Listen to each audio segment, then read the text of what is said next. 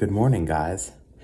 It's me again, and today we'll read this entry, which seems to make an interesting, yet true metaphor. It's called From Point A to Point B. In math class, you learn that the shortest distance between 2 points is a straight line. So let's pretend that you are at point A and I'm at point B. The quickest way for you to get from A to B to me is through the straight line of unwavering trust. The key is unwavering. It means trusting me constantly, no matter what. Because when your trust wavers, when sometimes you trust me a lot, other times just a little, and sometimes you completely forget about me, then your straight line of trust starts to have lots of twists and turns. You can still reach me, eventually, but you will have wasted a lot of time and gone through a lot of unnecessary trouble. When you realize that your trust has wavered, just whisper, "I trust you, Jesus," and I will draw you back onto the right path with me. Trust in me with all your heart, and I will make your path straight. Well, this one is, it's good. I see what it's getting at, but I suppose there are a few clarifications, just small ones, I should use for this one. And, well, of course, having fluctuating trust is probably natural for a lot of people who are just, learning how to accommodate to the faith and learning how it works and how to believe and trust. And I'm not sure if this is entirely as much as about believing as it is in trusting. I believe, of course, but I'm still learning how to build the trust because,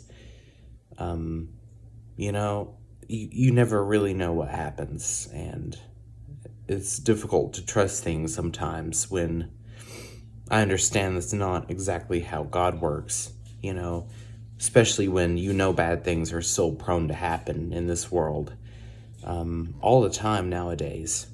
And I understand that God doesn't work miracles at every corner, though, and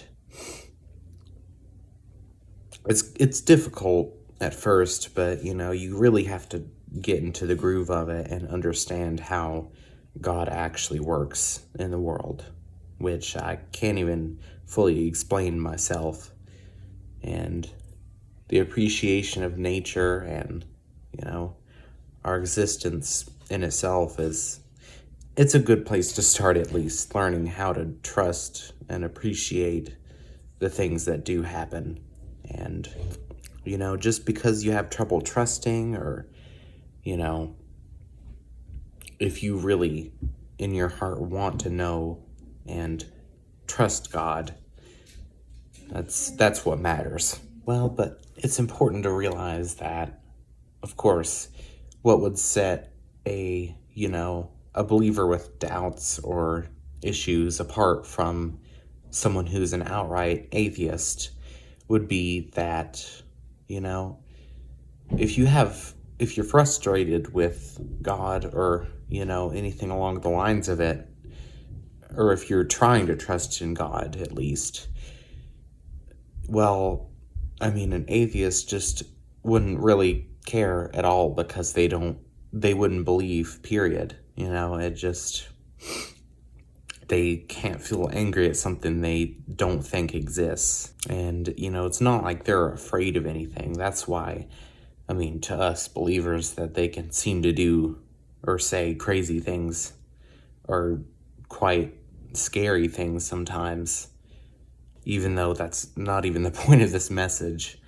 That's just an important thing to note and to be assured of, if you still have feelings regarding God, then you still believe. and you can trust that he's real. However, this entry in particular is talking about being able to trust him in everyday affairs, which I'm still learning how to do myself. So I'm kind of beating around the bush here because I can't give a straight answer here. But, you know, most of these I try to elaborate on finding a path to the solution, which most entries illustrate mainly, but I suppose that's the point of this message. And I know we all like math too. So, you know, I figured this would be a good metaphor.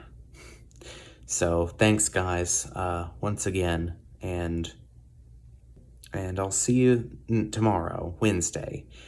Thanks, and I'll see you then.